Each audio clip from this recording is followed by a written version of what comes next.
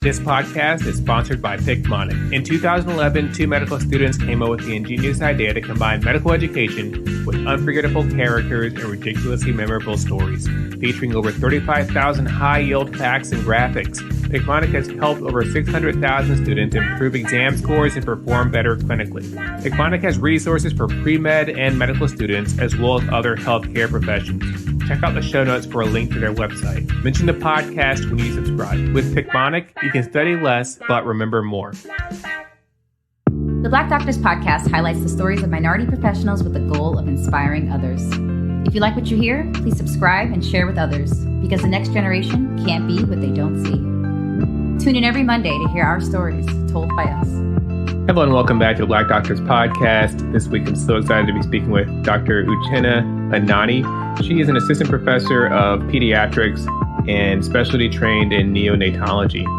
In addition to her clinical practice, she also works in the medical ethics realm, and she is core faculty at the Center for Biomedical Ethics and Society at Vanderbilt University.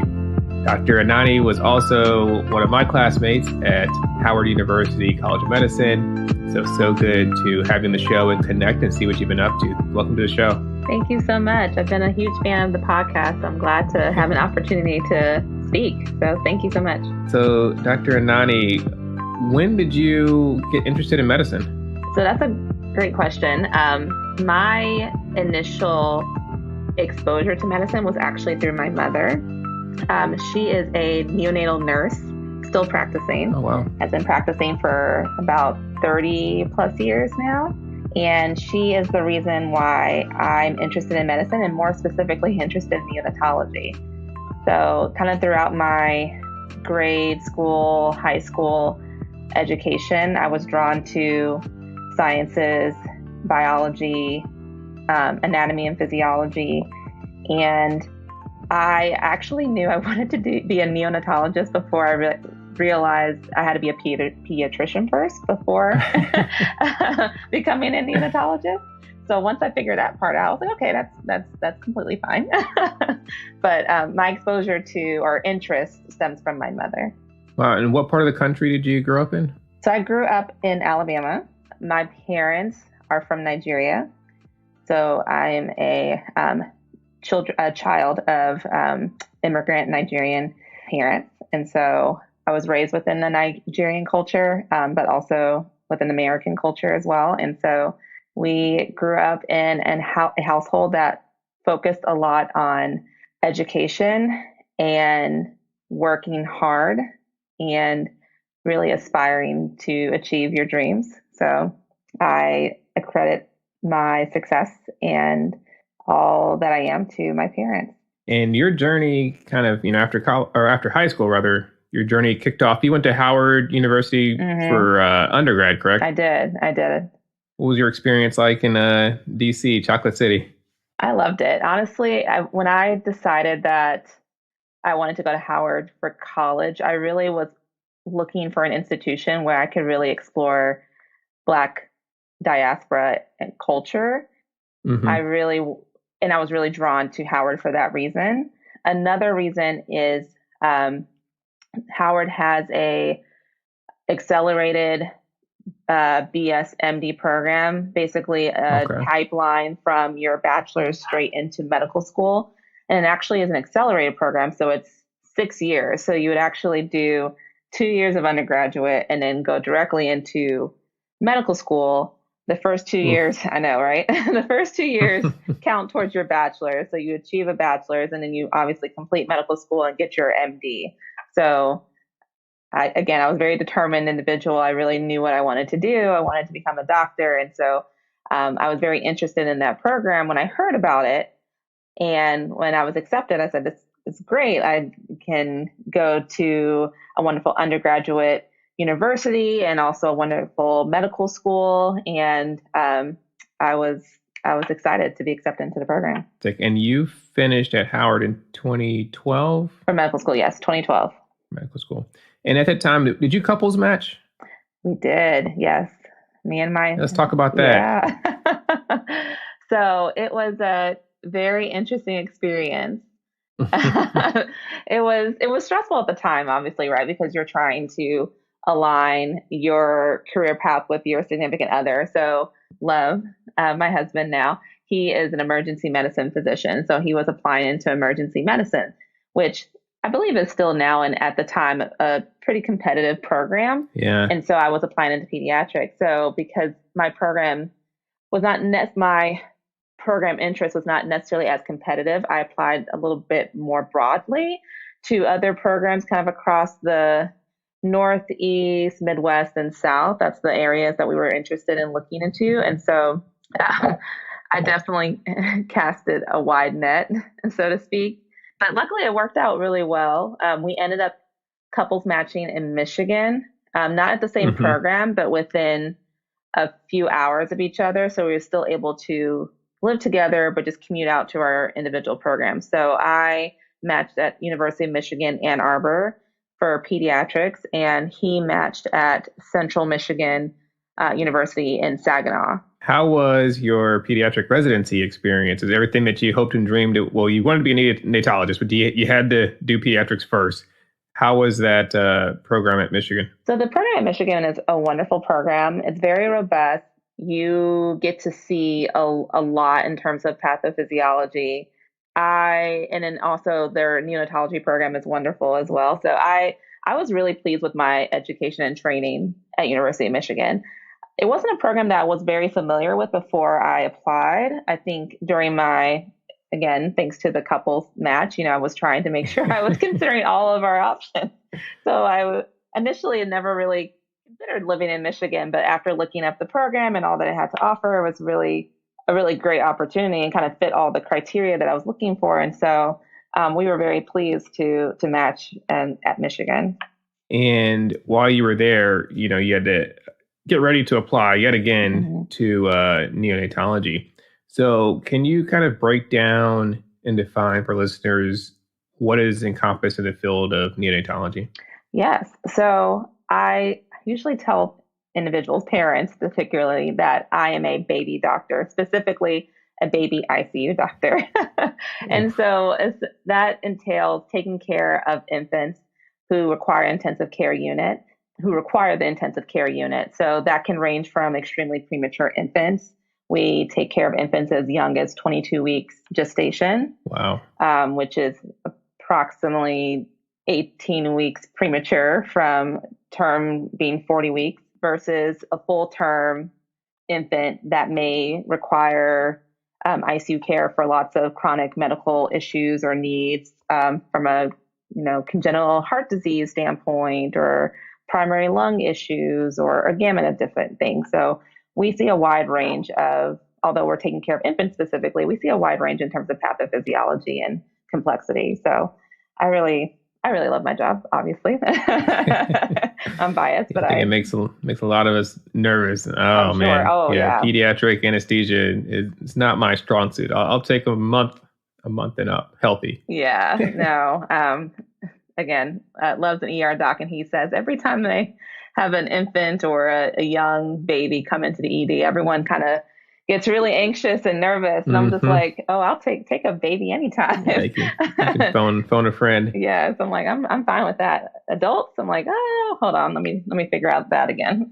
So you were then applying into fellowship programs. What did you look for in a neonatology fellowship? So I was looking at a program where I would see a lot of clinical exposure, but also a program where I feel like I could explore different academic interests. So one of the things that I think some individuals may not know in regards to applying into a subspecialty pediatric program, whether it be neonatology or pulmonology or whatever, is that a lot of the training that you do is not only clinical, but also exploring your research skills and academic skills as well. And so one of the requirements is that you come out with a scholarly work or, form of productivity, manuscript, something of that nature. And so there's, at least at my program at Vanderbilt, there is a lot of structure and time placed within the program to ensure that you have the time and framework to be able to conduct your scholarly work and do well. So I was really interested in a program that would allow for me to explore both of those realms, clinical and research. And at the time, I didn't really know what I wanted to do in terms of like an academic focus, so to speak. But I came to really be drawn to bioethics, and that became a really great area for me that really aligned with a lot of things that I love to do, both clinically and also from an academic standpoint. And so I love what I do, and I feel like bioethics just aligns really well with that. And you were able to complete a graduate medical education certificate in biomedical ethics as you were completing that fellowship? Yes, that is correct. It ranges. It's 1 to 2 years. It was a 2-year program for me. 1 year dedicated to didactics, lectures, kind of curricular learning and development. And then secondary year kind of dedicated to more clinical exposure. So you can rotate on the clinical ethics consultation service. You can attend some of the programs that they have within the center. And then also just aligned a lot of those goals with some of the clinical responsibilities I have as a neonatologist. So a lot of antenatal counseling, so counseling families before delivery in regards to what treatment options you have. And another role of mine is I work in what's called the Fetal Center at Vanderbilt. So it's a multidisciplinary clinic ran by our maternal fetal medicine physicians. And so I serve as one of the neonatal neonatology consultants. And I counsel families prenatally that may have a pregnancy that's complicated by some type of congenital issue or genetic syndrome or a gamut of things. And so I am able to take the opportunity to utilize the skills that I learned through the certificate program to counsel and prepare families and how to kind of soundly and ethically approach really complex decision making. So I love it. I love that part of my job. So I'm glad that I get to do it. Yeah, let's dig into that a little bit. So these are kind of high risk pregnancies, and they enter the pipeline through their MFM doc? Yeah. So essentially, we serve as like a tertiary coordinatory center for obstetrics and neonatology, respectively. And so other surrounding OB practices, if there is a concern regarding a pregnancy that warrants a higher level of care, perinatal care, they're referred into the clinic. So usually a lot of the moms that we'll see are seen after their initial kind of anatomy survey, ultrasound, which is anywhere between 18 to 20 weeks or so. Okay. And so a lot of the moms are entering midway in their second trimester, may have just realized that they have a diagnosis that they were not prepared to deal with. And so they're going through, to be very honest, they're going through a pretty traumatic experience, right? You have this set mindset of my pregnancy is going to go a certain way. You have these like aspirations, these goals, and then to receive some, potentially devastating news about the change in that trajectory, it's hard. And so a lot of families are coping with that change alone, yet as well as coping with the idea of, okay, my child has this diagnosis. How do I now deal with that? And how do I be a parent to them in this situation? So I am empathetic to families that are dealing with that. And I do my best to make sure that I am providing not only the information and counseling that they need to help kind of prepare as they move forward in that journey, but also know that they are supported by me as well, that we are supporting them as well, and not just the pregnancy and their child. Absolutely. I think one of my favorite things about doing this podcast is interacting with different specialists because, we're kind of siloed and we're used to just dealing with our one thing. I just put people to sleep, wake them up. It's a little more complicated than that. I'm pretty sure it is. I work with anesthesiologists all the time in the delivery room, so we appreciate you guys a lot. But realizing how complex this is and what these patients are going through at these times, something we can all kind of take away from and make sure we're showing grace and that extra level of care. Yes, no, I agree. So Dr. Anani, what is your practice like? Because I can't keep track. You're all over the place. I know, right? I think I'm trying to figure that out myself, actually. So I work in an academic center. So I have time that's dedicated to clinical work. So that clinical work is focused on working in the actual NICU, where I round and take care of patients and do medical procedures and all that. But then also do some of my clinical time in the fetal center, so doing antenatal counseling for families. So that's the kind of the bulk of what my role is.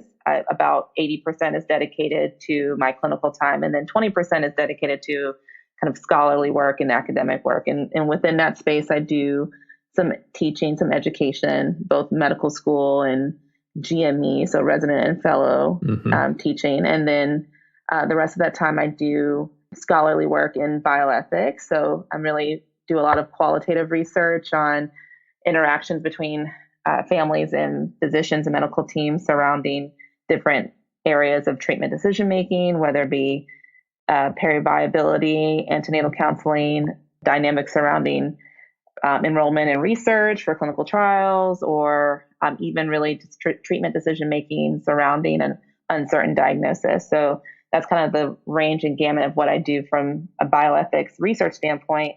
And then I also do a little bit of overlap on bioethics and health equity, and how do we intertwine those two themes as well. That's a full plate in addition to having a dual doctor family. Yes. It's a lot. I'm sure you manage it well. When it comes to your time in the NICU, so I've always been surprised by how ridiculously large NICUs are. Like, how big is the NICU that you work in? Or multiple NICUs, I'm sure, probably. Yeah, no, it's interesting you bring that up, because we were just talking about that as a division, how our unit has grown. So when I first started off as a fellow, that was in 2015, I would say our average census, was maybe around like 90. I think we kind of would put like 90 bed unit. And the Children's Hospital has grown and it's wonderful. Our, bed number has increased to about 120, roughly, somewhere around that space. So we have a lot of patients in the NICU. Obviously, not every bed is filled, but we have the capacity to take care of up to probably 120 babies, and probably have at some point. As a fellow, how many babies would you be responsible for? So it depends. Usually, when during the daytime, you have a dedicated team. So we have X amount of patients per team. So that averages somewhere around 20 or so babies.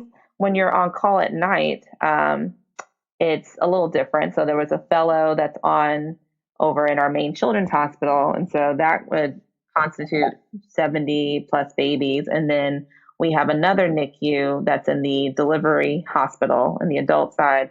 And that was probably around 20 beds or babies. And so there was another fellow that would cover on that side.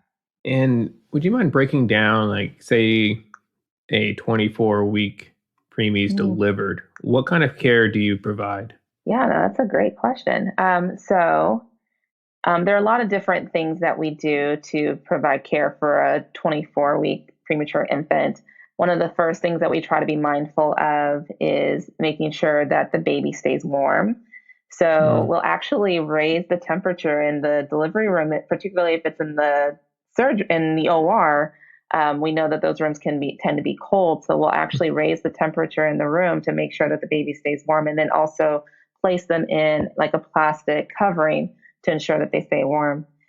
Just like every other baby that you might see on TV, we try to dry off the baby and make sure they're warm and make sure that they cry and they pink up. Premature babies at 24 weeks may not necessarily pink up, may not necessarily cry. So we have to provide them with breathing or respiratory support. So that can range from what we call CPAP, or continuous positive airway pressure, or in some cases providing or placing a breathing tube or an endotracheal tube intubation, and providing mechanical ventilation. So that's not uncommon as well. So and that's all part of the spectrum of taking care of a premature infant. We know that if they're small and premature, then their organ development is premature as well, and that includes their lungs. And so our technology has improved drastically over the last years, several years, probably decades really. And so we have a lot of modalities to help ventilate and provide oxygen and support a premature infant's physiology. It's not perfect, obviously. There are still limitations. And there's a lot of discussion in regards to how premature can we actually provide, well, how would I phrase this? At what point are we able to provide the care that we can for premature infants? So, for instance, there's a lot of discussions regarding management of a 22-weeker or a 23-weeker or a 24-weeker, and we kind of we call that kind of age range, or extremely premature infants, or paraviability. I think sometimes that kind of gives a negative connotation, but essentially our extremely premature infants, how are we able to provide the basic needs and care for an infant at that age? And what does that look like? And is every 22-weeker going to act the same? Is every 24-weeker going to act the same? And obviously there's a wide range in terms of how infants may respond to the medical management that we have and the capabilities that we have. And so when we counsel families, we talk with them about what that range may look like, and obviously having very serious conversations in terms of what their goals of care and what's most important to them and what is most valuable for them obviously help us to guide what treatment decisions and options are kind of in the best interest for the family and their baby. So it's definitely just very, very emotionally challenging for all, I would say for all stakeholders involved, but obviously more so for the family. So, but we do our best to guide them through it. And that makes sense why your field dovetails so well with your work in medical ethics. And as part of that, you teach medical students and residents. What are some of the key takeaways that you want students rotating with you to learn when it comes to ethical considerations of some of these cases? Not every counseling session or conversation is the same, right? I think we have certain guiding principles, certain kind of outlines in terms of what we do when we go into a conversation or a counseling session with a family, but recognizing that there's fluidity in that and adapting your conversation to the needs of the family.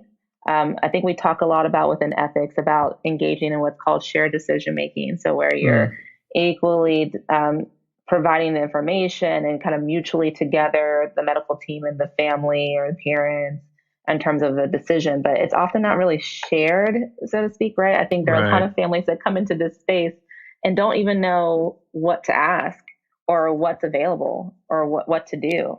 And so I think of it more of individualized or personalized, where I'm really here to just meet you where you are and provide you with the information and care that you need. And so I guess one takeaway is to embrace that fluidity and just and to really connect and understand the narrative of your family. On that note, my other takeaway is be empathetic.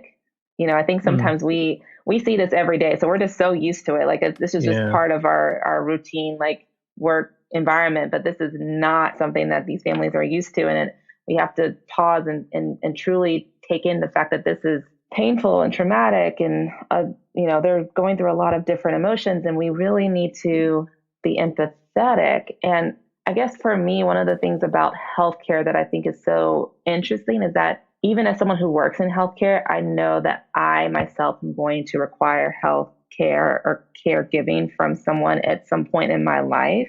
Yeah. And so I know for me, I would want someone who really would provide me comfort and empathy when I needed it the most. And so I feel like I take that mindset and I try to implement that to the best of my ability each and every day when I'm talking to a family about a scenario or engaging with just routine discussions about routine care in the NICU, not trying to take it for granted that this is just routine. Like, why are we going through this discussion? This is because they don't understand it. They've never seen it, and they're coping. And I need to be empathetic to that. And so that's something I really stress to my trainees a lot in terms of education and counseling. You need to be empathetic. It's fantastic. I know, during training, there's standardized exams, there's all this other stuff you're trying to deal with.